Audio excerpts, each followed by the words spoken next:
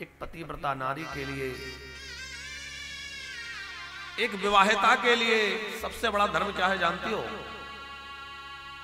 वो पूजा कम करे, तीर्थ यात्रा भले न कर पाए, व्रत उससे ना हो तो ना करे, लेकिन यदि उसने अपना पातिव्रत धर्म निभा लिया, अपने पति की सेवा कर ली, तो उसने सारे तीर्थ कर लिए, उसने सारे यज्ञ कर लिए और उसने सारा सब कुछ कर लिया।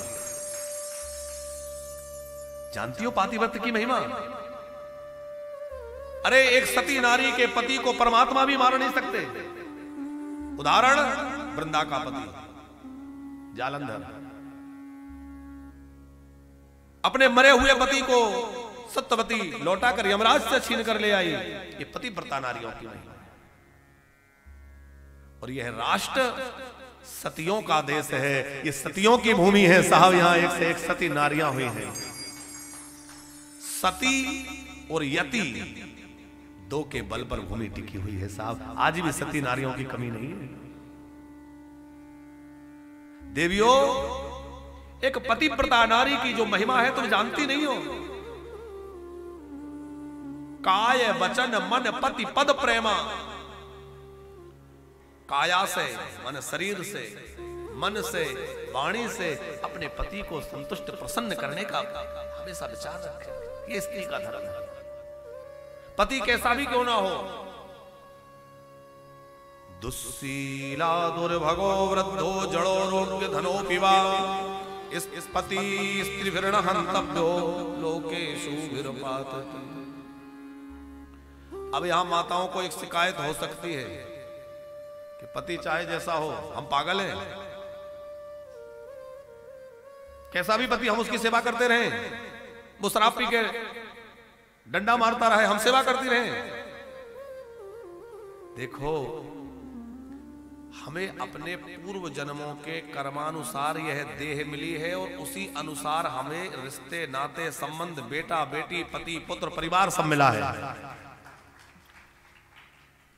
पिछले जन्म में कोई ऐसी गलती भूल हुई होगी जिससे कोई झगड़ालू पति या ऐसा मिल गया जैसा कि शिकायत करती हैं।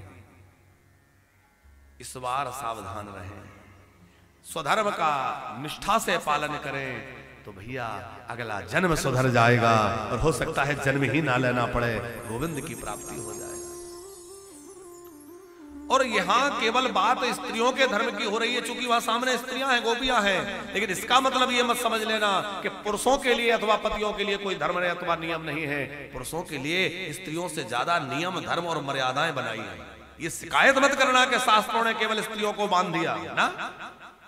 ये वही कह सकता है जिसको शास्त्र का अधूरा ज्ञान है। पुरुषों के लिए उससे अधिक नियम लागू है।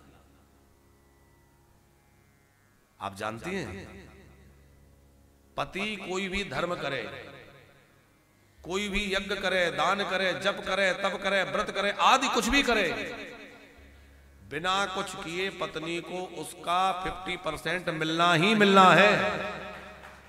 50% पहुंच जाएगा।